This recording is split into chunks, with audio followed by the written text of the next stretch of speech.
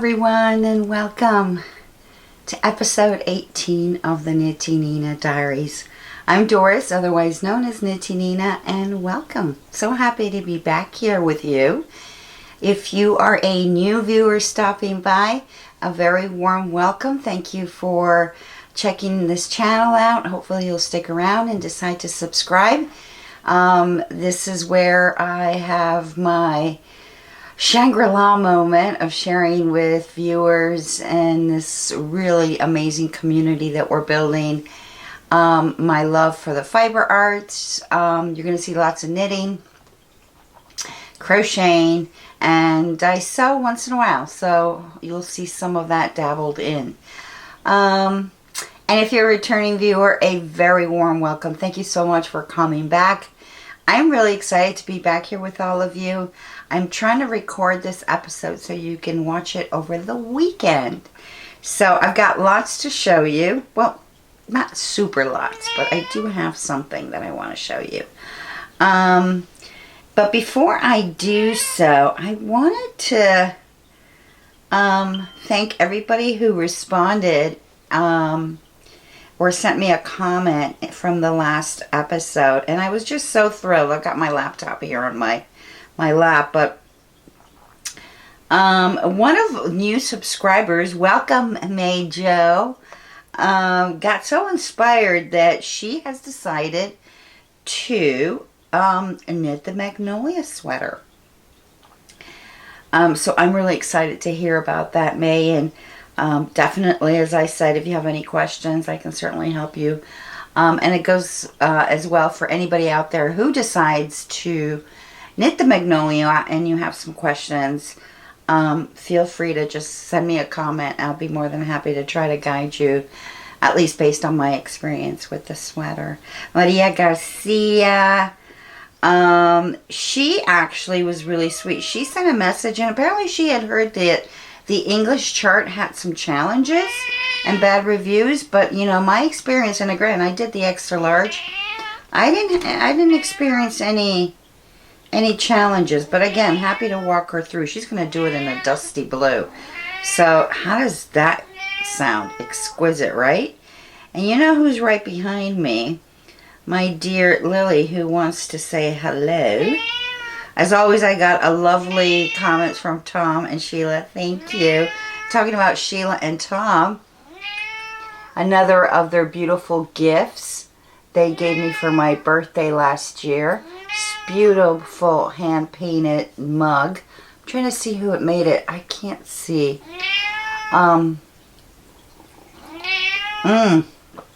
So beautiful. Look at those colors. Okay, hopefully you can see it. Oh, I just love it. Okay, let me put this over here. Hold on, Lily. I know. Let me close my laptop for a second here. Put that over here. Come on. Come here.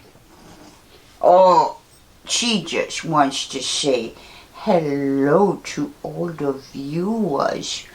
Oh, yes. Tell everybody hello. Hi. You want to say hello? Oh, yes, the Lily girl. Oh, yes. Who loves you? Who loves you? She loves to, like, have something underneath her chin so she can kind of rest. I mean, it's unbelievable. I should give her... Oh, the baby girl. Oh, yes. Little ears. Where's the ears? Hi. Okay, Lily. I think it's time for you to get down for us so we can get into some knitting business. Okay, you can sit right here. Now, don't pull my sweater. Oh, well, I think you just did. But that's okay. We can just put that in the bottom. Talking about sweaters, it's here, my friends. I finished the Magnolia, and now she's hitting everything. Come on, Lily. I finished the Magnolia. I am so excited. I showed the beginnings of the sweater in the last episode. And this is the Magnolia Bloom Pullover by Camilla. I started it on January 6th. The suggested needle size is a US 10 for the sleeves, the cuffs I should say, and the neckband and the waistband. And then a 10.75, which is a 7mm needle for the body. The gauge the pattern calls for is 12 stitches by 17 rows, is a 4x4 inch block on the larger size needle, the 10.75. The yarn I use, Miss Lily, is the Cascade Yarns Ecological Wool, 100% undyed Peruvian Highland wool, and I talk about that yarn. It has, do I even have the yardage of this? But here's what I have left. So I used 2 skeins, and this is what I had left. And so very economical. This is the label.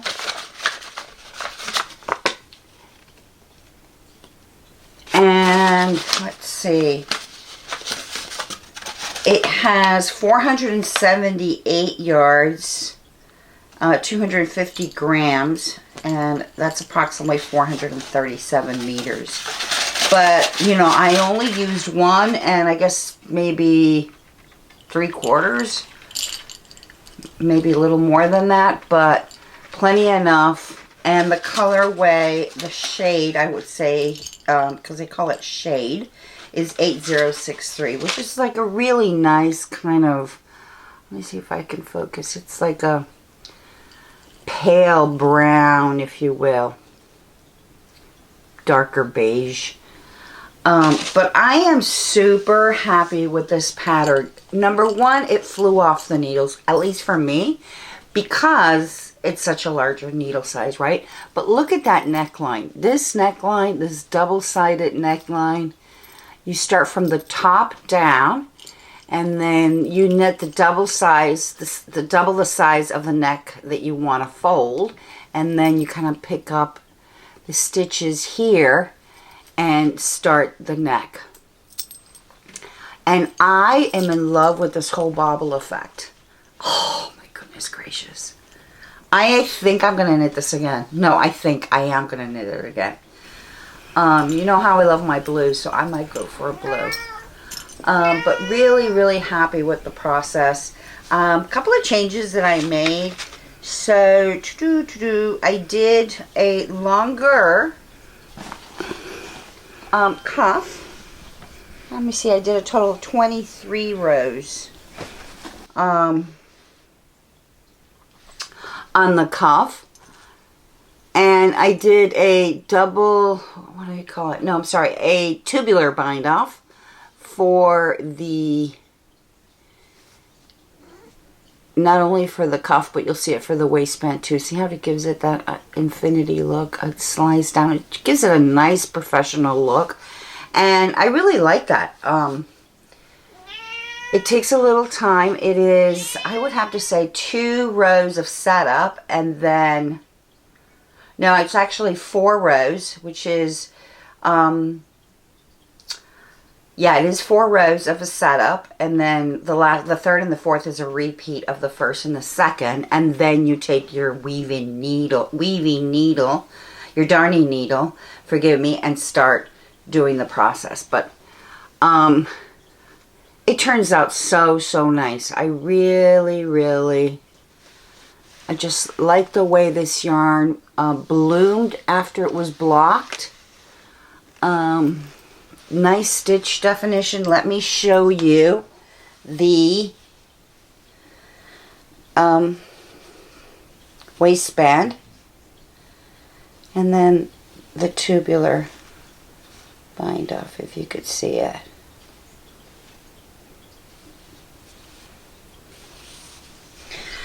So yeah, I am really liking it. Would I change anything else for future? I might do a 2x2 rib on the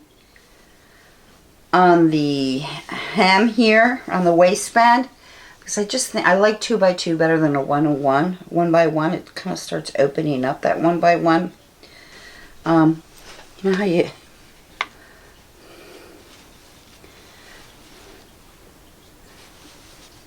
Yeah, I'm very, very pleased. Very pleased. Really excited. I couldn't wait to wear it.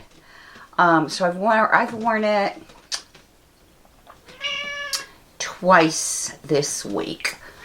And it's just really nice. A great sweater. You can go to work with it. Just, you know, beautifully with pants, a skirt, with boots. Oh, I just love it. Very happy with it. So that is the Magnolia pullover, and I couldn't wait to show it to all of you. And again, if you have any comments, or I kicked my table, forgive me there. If you have any comments, excuse me, or any questions of, you know, hey, I have a problem with the pattern, I don't understand something, especially if it's the extra large size, you know, send me a message. I'll be more than happy to try to guide you, because it's still very, very fresh on my mind. So, yeah, I can't wait to hear if you cast it on a Magnolia blue, what color, and if not, as always, I love to hear what's on your needles. So, thank you. Okay, let's move on. Miss Lazy Lily here.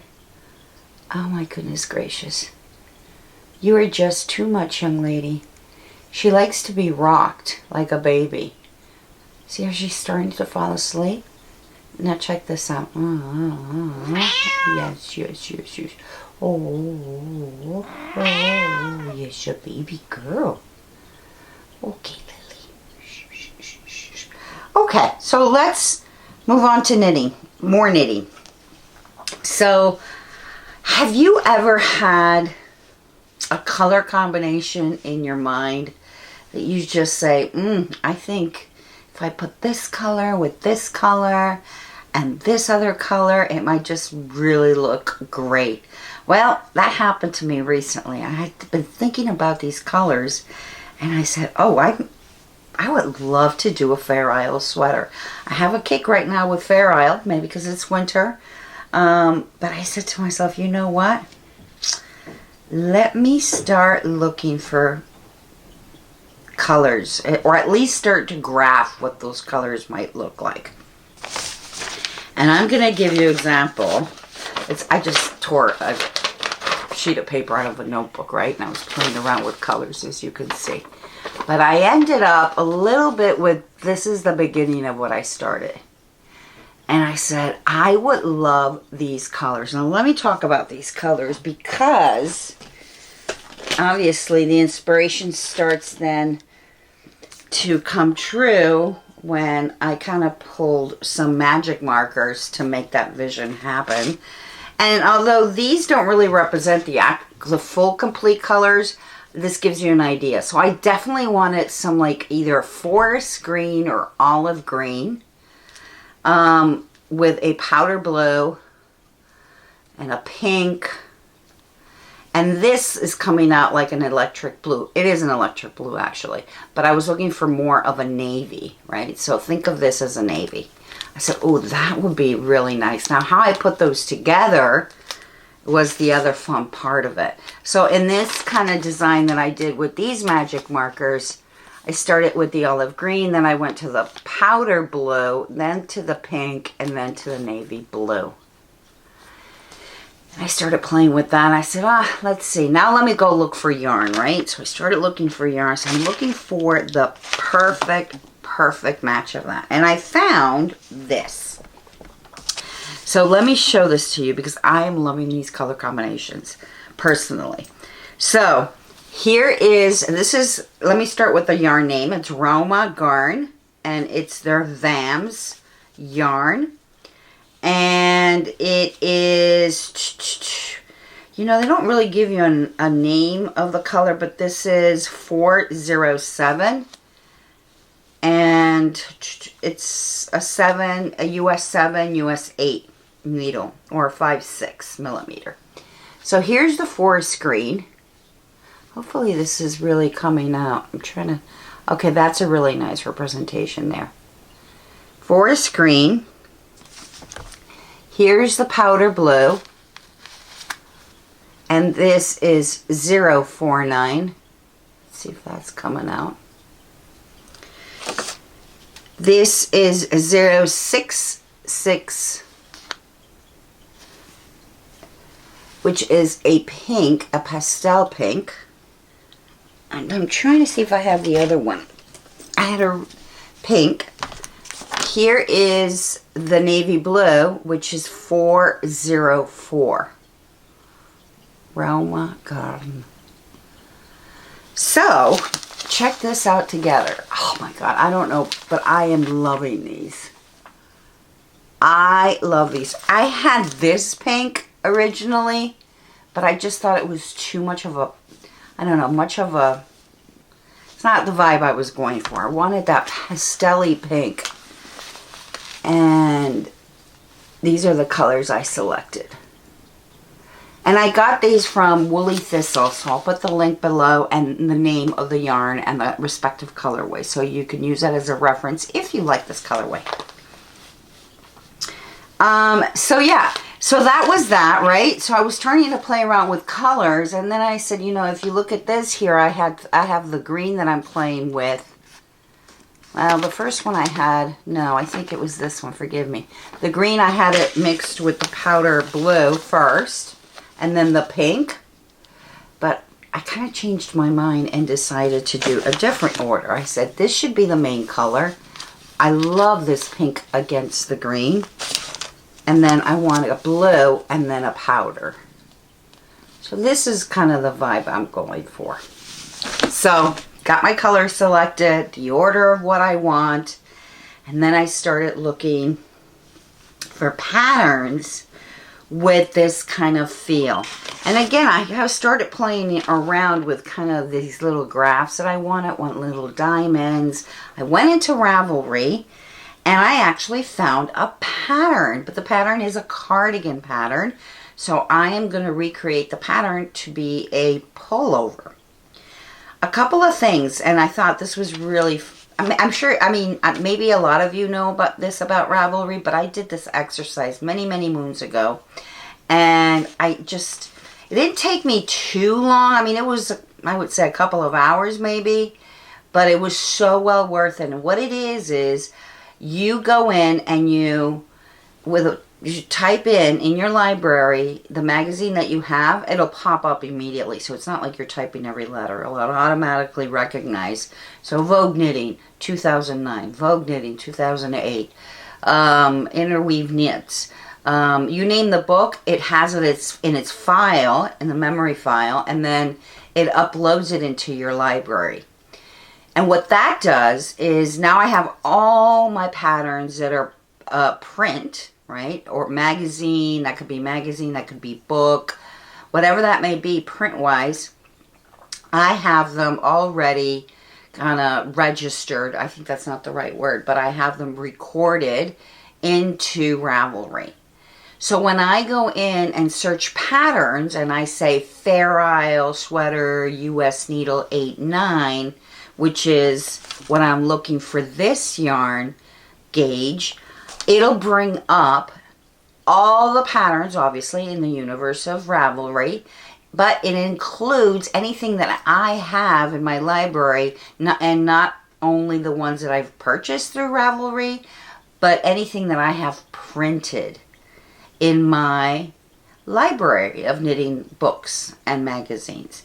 So that's pretty cool because I don't remember what a Vogue 2020 had in terms of all its patterns. I'd have to go open up the magazine and look for it. Here, as a matter of a touch, Ravelry does that for me and tells me, hey, you've got a pattern that you might enjoy, and it's in this particular magazine this year. So, I love that about Ravelry. That's one of the biggest things. So I don't know. Raise your hands if you knew that, if you've been doing that, taking advantage of that tool. Maybe I'm the last one to the party with this tip and trick. So I found one, and it was in the Interweave Knits Winter 2009. I said, perfect. So I go to my library and I have all my interweave knits all organized. And I just go oh, here's winter 2009, pop it out. And here is the magazine. I go in and search for it, and I found it. And the pattern is this one. Now I just misplaced my bookmarker. Here it is. Let me try to get my notes here so you know what I'm talking about. This is the Icelandic Star pattern by Sarah Hoadley from the Interweave Knits Holiday 2009.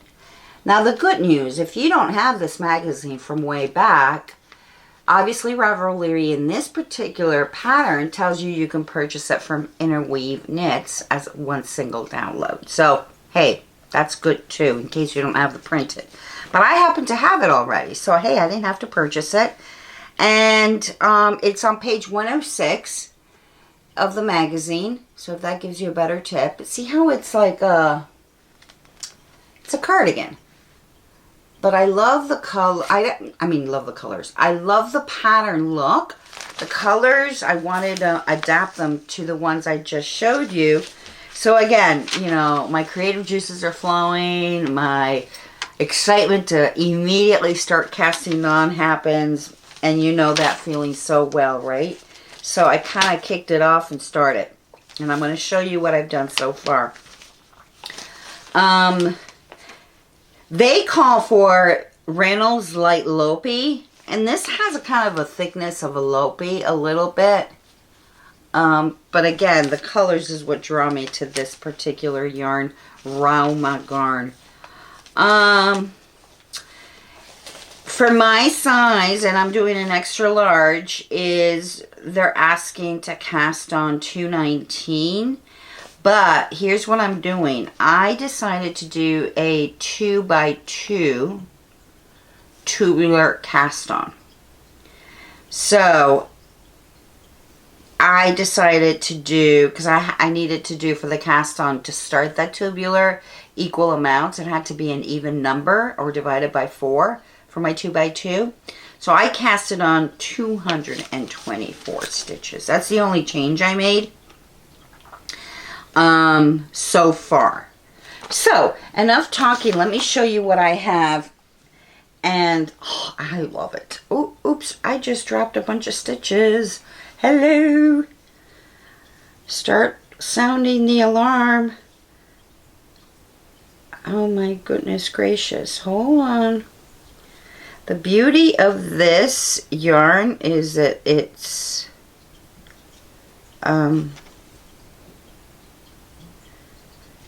pretty I'll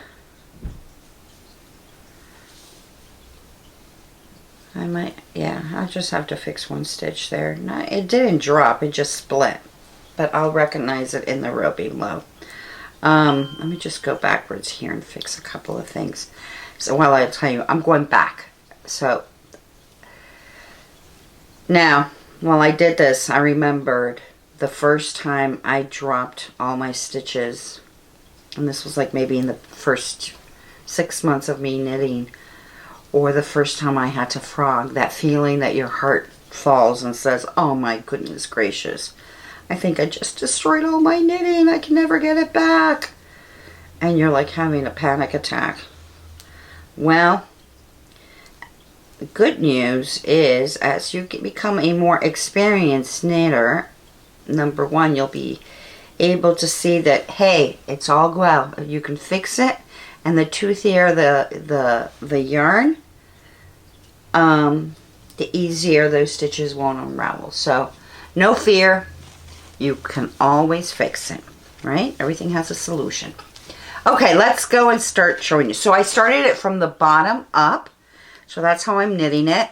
And I want the pattern in the hem, in the waistband, right? In the waistband, I'm going to have it here on the yoke and on the arms. So without further ado, here we go.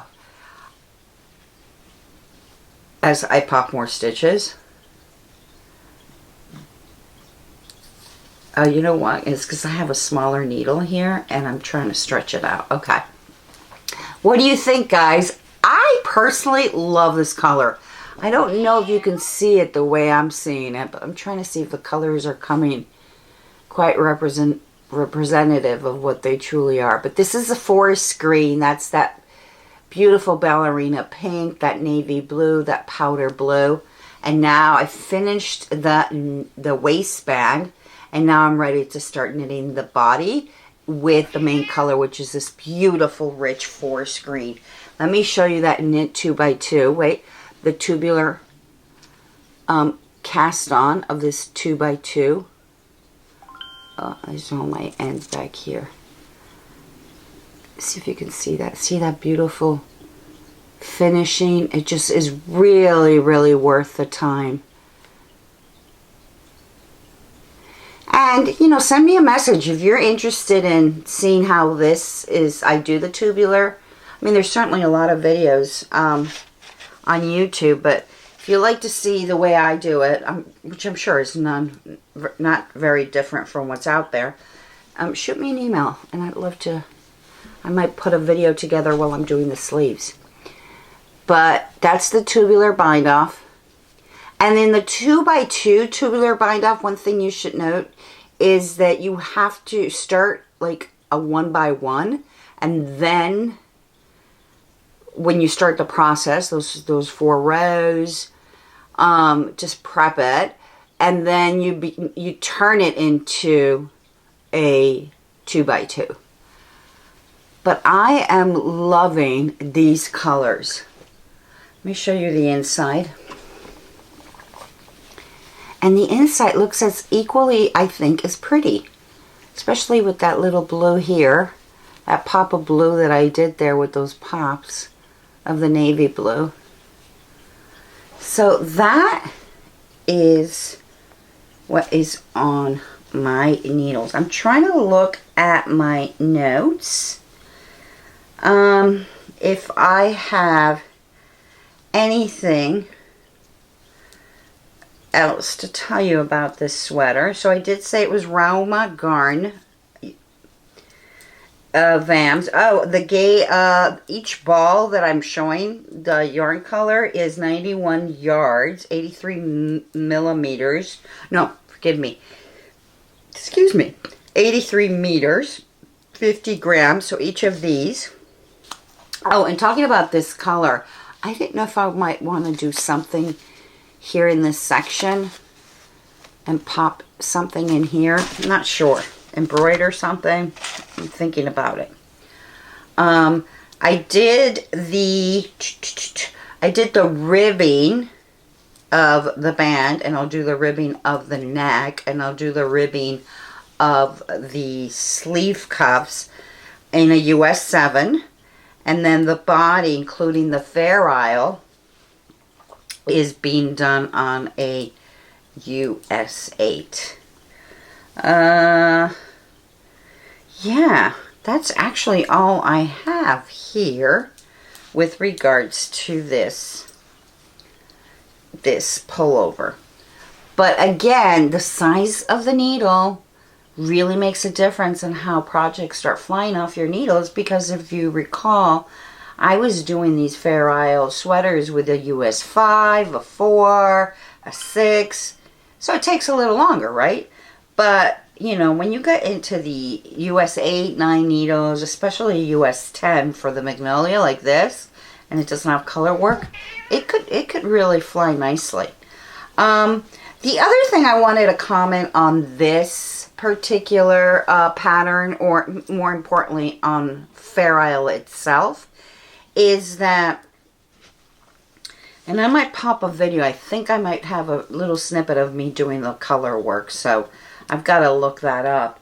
But the point that I wanted to say is, so, and I don't know if you've heard of this, but there's, when you do color work, Faire, there's always one color that is going to act like the dominant color, and one that's going to act like the background color.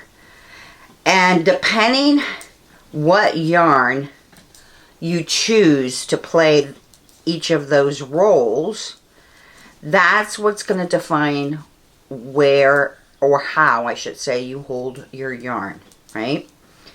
And I, for example, and you know, just for in my particular way of knitting, when I do Faire Isle, I knit with one strand in one hand and another strand on the other hand. So, for example, I carry, for my left, I'm doing continental, and with my right hand, I'm doing throwing, English knitting, right? So, if you want, and let me show you the example, like here, oh, I'm doing it again. This wasn't the smartest size of circular needles, but to me, I can show this to you closer. When I started knitting this pink, and you see the green behind, the pink became my dominant color because I wanted it to pop. And the green was my background color. So with that mindset, I held the dominant color, in this case that pink that I wanted to pop, on my left hand, which is my continental knitting hand, and the green I carried on my right hand, which is the background color. And that's how I followed that same philosophy across the board. That's just a little tidbit there, but I'm sure there's a lot of, again, on YouTube videos that talk about that. As a matter of fact, I remember watching a video a while ago. Who does a really nice demonstration? I'm trying to think. Oh, Jared. Oh, Lily. Jared Flood from Brooklyn Tweed. He does a really nice explanation on dominant versus background color and where to hold each, so you can make that pattern really pop. And he'll show you the difference if you don't do it. If you change colors, what can happen to the pattern. He does a fantastic explanation, and you know his filming quality is insane. It's like, you know, high caliber production. I will link that below so you guys can have it, because he also speaks to, if you do Faire Isle and you hold both colors on one hand, either continental, or both colors on your right, which is English, how to hold those and make, you know, each one what you want it to be, either the dominant or the background color. So I'll link that below, but that's that. What else do I have? I don't really think I have much more. I just wanted to share my excitement that my Magnolia bloom is done. I'm going to wear it this weekend, and we're going to get chilly temperatures. And I wanted to show you my latest cast on, which again, I am so excited. Oh, I can't wait. And I hope you like the colors. Tell me about what you think about the colors. Maybe they're not your type, but love to hear what you think about them. And most importantly, I wanted to upload something so you could watch this over the weekend. And especially in some places, in some parts of the country, it's going to be freezing here in the U.S. So I wanted to put an episode that maybe you decide you would like to watch as you're knitting, all cuddling, nice and cozy with a great cup of cocoa, coffee, tea, your favorite beverage, and listening away and hopefully getting inspired. So thank you all for joining me today. Look forward to seeing you on the next time. And as always, happy knitting. Ciao guys, love you. See you next time.